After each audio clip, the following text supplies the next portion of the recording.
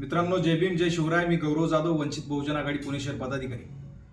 आजचा हा व्हिडिओ करण्याच्या मागे उद्देश असा की आपण पाहत असाल की मागच्या 2 दिवसांपासून एक कॉल रेकॉर्डिंग व्हायरल होती, ज्यामध्ये अकोला महानगरपालिकेचा माजी विरोधी पक्ष नेता साजिद खान, जो काँग्रेसचं काम करतो, काँग्रेसच्या तिकिटावरती निवडून येतो, असा साजिद खान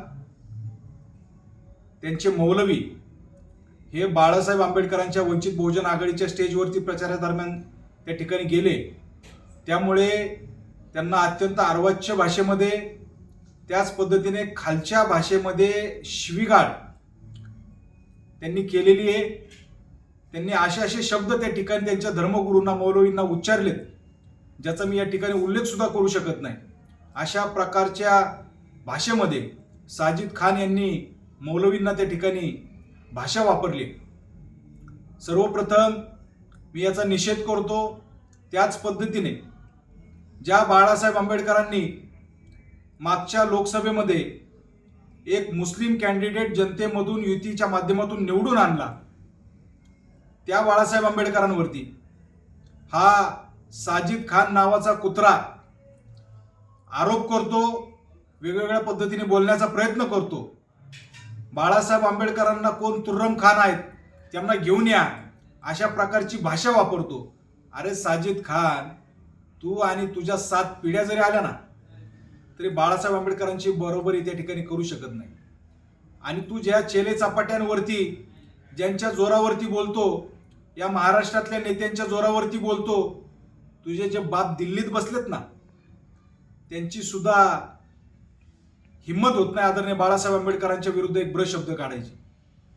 ज्यावेळी वाटाघाटीच्या चर्चा या लोकसभेच्या वेळेस चालू होत्या, बाळासाहेब आंबेडकरांनी 3 मुस्लिमांना त्या ठिकाणी आपण संधी द्यावी अशी मागणी महाविकास आघाडीकडे केली.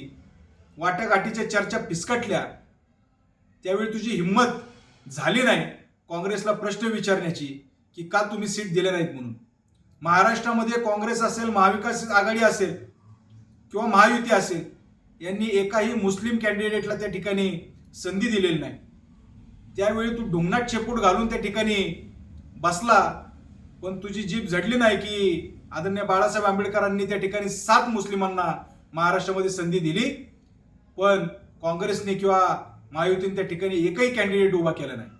आणि म्हणून जे बाळासाहेब आंबेडकर लोकशाहीचं सामाजिकरण करतात, सत्तेचं विकेंद्रीकरण करू पाहतात, ज्यांनी इथले भटका असेल, मुस्लिम असेल, आदिवासी असेल, ओबीसी असेल, मायक्रो ओबीसी असेल, गरीब मराठा असेल, बौद्ध असेल, मातंग असेल, सगळ्यांच्या हातामध्ये त्या ठिकाणी सत्तेचा हिस्सा देण्याचा त्या ठिकाणी प्रयत्न केलाय, अशा बाळासाहेब आंबेडकरांवरती टीका करताना तुला लाज कशी वाटली नाही असा प्रश्न मला या ठिकाणी पडतो.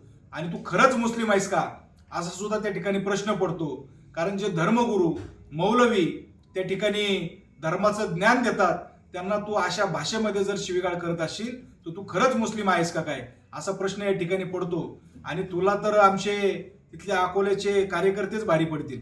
बाळासाहेब आंबेडकर किंवा बाकी कोणी महाराष्ट्रातून येण्याची गरज नाही, ते कार्यकर्तेच तुला भारी पडतील.